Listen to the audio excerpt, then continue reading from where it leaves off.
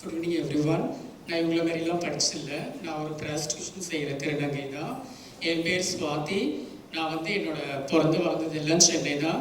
நான் எங்கள் வீட்டில் வந்து 4 பேர், 2 அக்கா, நான் ஒரு அண்ணன், நான் 4வது.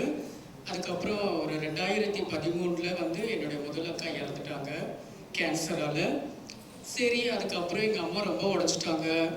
ரொம்ப ஏன்னா ஃபஸ்ட்டு அக்கா அவங்க டிப்ரெஷனில் போயிட்டாங்க. அதுக்கப்புறம் அவங்கள வந்து க்யூர் பண்ணி திருப்பி அவங்கள நல்லா இருக்கும்பொழுது அதே இன்னொரு வருஷம் என்னோட 2வது அக்காவும் இறந்துட்டாங்க. அதனால் எங்கள் அம்மா ரொம்ப ரொம்ப ரொம்ப ரொம்ப கஷ்டமான ஒரு சுச்சுவேஷனில் இருக்கும்பொழுது அப்பயே பயாலஜிக்கலாக நான் ஒரு திருநங்கை தான். நான் பெண் மாரி நடக்கிறேன், பெண் மாரி பேசுகிறேன், எல்லாமே பெண் மாரி தான் நடந்துக்கிறேன். பட் எங்கள் அம்மாக்காக என்னால் வீட்டை விட்டு வெளியே வர முடியல. அவங்க வந்து நான் நல்லா படிக்கணும், நல்லா படித்து நான் ஒரு நல்ல பெரிய ஆளாக ஆகணும் தான் அவங்களோட எண்ணமே. அவங்களுக்கோசம் நான் படித்தேன், பிஎஸ்சி கம்ப்யூட்டர் சயின்ஸ் படித்தேன், நல்லா மார்க் எடுத்தேன். நான் நல்லா ஸ்போர்ட்ஸில் நல்லா அத்லெட்டிக் பண்ணுவேன், எல்லாத்துலேயும் ஃபஸ்ட்டு வருவேன். அதுக்கப்புறம் எங்களோட திருநங்கை கிட்ட நான் வந்தேன். நான் ஆம்பளையாகவே எங்கள் வீட்டில் இருந்திருக்கலாம், இல்லை எங்கள் அம்மாவுக்கு பிள்ளையாகவே எங்கள் வீட்டில் நான் இருந்திருக்கலாம், இல்லை ஒரு பேண்ட் ஷர்ட் போட்டுக்கிட்டே அம்மானு கூப்பிட்டுட்டு இருந்திருக்கலாம். சொசைட்டிக்குள்ளே வந்தேன், நான் பாடாக போனேன். இன்னைக்கு கொஞ்சம் நல்லா இருக்கேன். சொசைட்டியில் நிறைய திருநங்கைகள் இருக்காங்க. நான் எல்லாரையும் நான் தப்பு சொல்லலை. சில நல்லவங்களும் இருக்கிறாங்க, சில கெட்டவங்களும் இருக்கிறாங்க. சிலவங்க நம்மளை வாழ வைக்கிறாங்க, சிலவங்க நம்மக்கிட்ட சுரண்டுறாங்க. நான் சுரண்டவங்க கிட்ட போயிட்டேன்.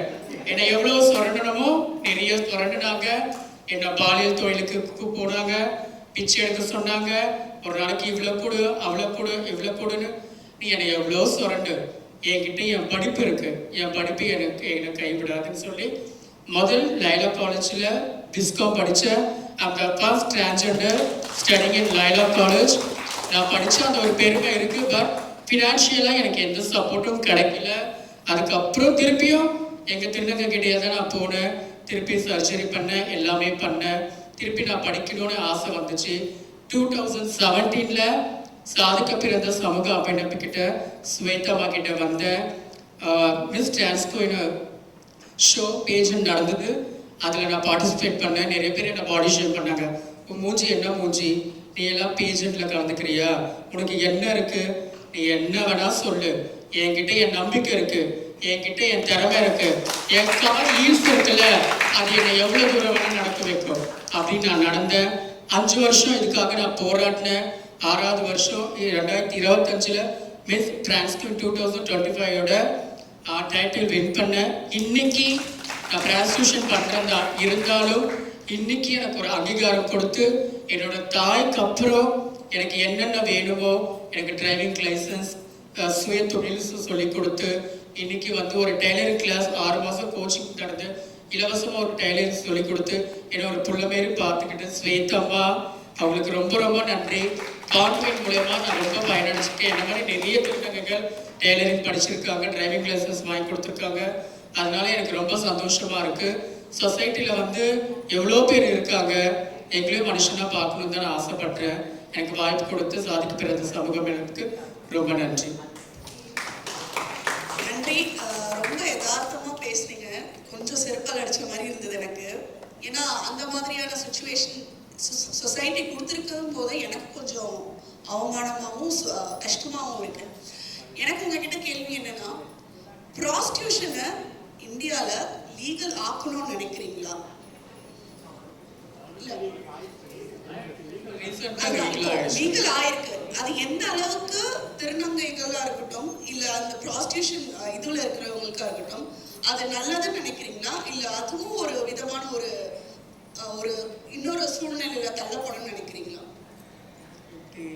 இப்போ நான் ஒரு ப்ராஸ்டியூஷன் பண்ணுறேன்னா, நான் ஒரு 500 ரூபாய் ஓப்பனாக நான் ஒரு 500 வாங்குறேன்னா, நான் 500 வாங்கும்போது என்னோட தாட் வந்து இன்றைக்கி நான் அந்த 500 ரூபாய் தான் சாப்பிடணும், நீங்கள் அந்த 500 ரூபாய் வச்சு தான் அந்த துணியை போடணும். ஏன்னா யாருமே அதில் தள்ளப்படுறதில்லை. இது முன்னோர்கள் காலத்திலிருந்து பம்பாய், பூனாலெல்லாம் இதுக்கெல்லாம் லைசன்ஸ் இருக்குது. பட் இப்போது தமிழ்நாட்டில் வந்து அதை பாலியல் தொழிலை வந்து அங்கீகாரம் பண்ணியிருக்காங்க. எங்களை பொறுத்த வரைக்கும் அது முன்னோர்கள் காலத்துலேருந்து வந்ததால என்ன சொசைட்டி மாறினாலும் சில திருநங்கைகள் ப்ராஸ்டியூஷன் பண்ண தான் செய்வாங்க. அதை மாற்ற முடியாது.